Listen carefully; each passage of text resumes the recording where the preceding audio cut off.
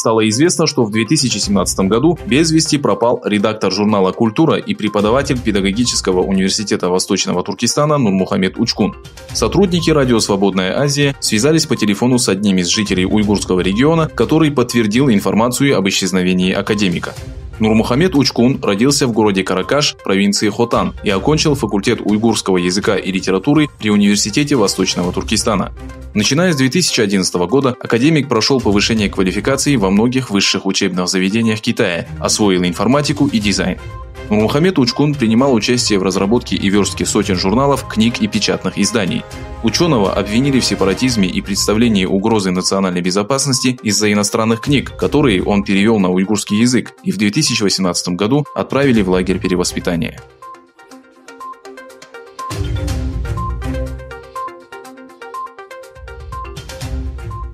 После возобновления обучения в начальных и средних школах в рамках программы, названной «Помощь для Тибета и уйгурского региона», китайские чиновники начали переселять в Восточный Туркестан так называемых учителей. Ранее в ежедневной газете «Таныртаг» было объявлено, что 170 учителей из Шанхая распределили в 15 начальных и средних школ города Яркент, Оскам, Каргалык и Маралбаши.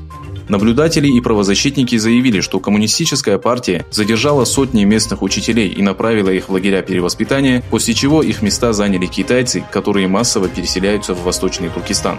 Наблюдатели считают, что в планах китайских властей не только исключение местных жителей из системы образования, но и их отстранение от всех уровней управления регионом.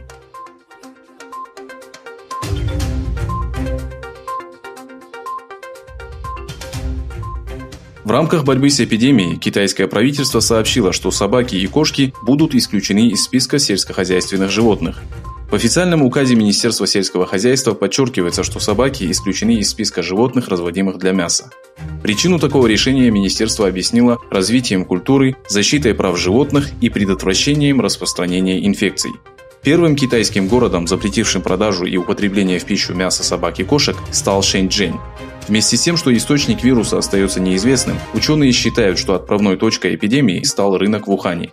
Неправительственные организации сообщили, что ежегодно китайцы съедают около 10 миллионов собак.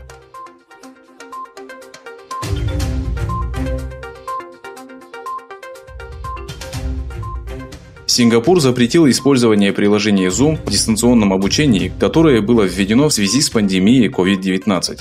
Причину решения Министерство образования объяснило тем, что с начала обучения произошло много фатальных ошибок и сбоев. Во время уроков на экранах отображались неуместные изображения и комментарии, содержащие ненормативную лексику. По сообщениям Reuters, правительство Сингапура заявило, что ведется расследование и подготовка к судебному процессу.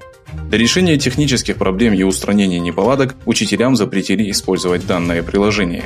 Представители Сингапура сообщили, что приложение не имеет защиты от несанкционированного подключения посторонних. Кроме этого, приложение запретили власти Тайваня и Германии.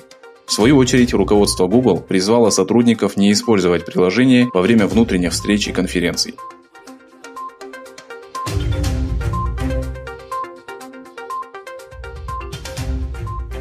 Владимир Путин обсудил с Дональдом Трампом вопрос о сокращении добычи нефти. Согласно письменному заявлению Кремля, Владимир Путин и Дональд Трамп обсудили вопрос по телефону. В целях стабилизации цен на нефть лидеры обменялись мнениями о состоянии мирового рынка энергоресурсов и обсудили предложение сократить добычу в рамках ОПЕК и некоторых производителей, не входящих в организацию. Трамп проинформировал Путина о своих переговорах с лидерами нефтедобывающих стран, и оба президента договорились продолжить российско-американские консультации по этому вопросу. Кроме этого, Путин и Трамп обсудили двусторонние отношения, в том числе и сотрудничество в космосе.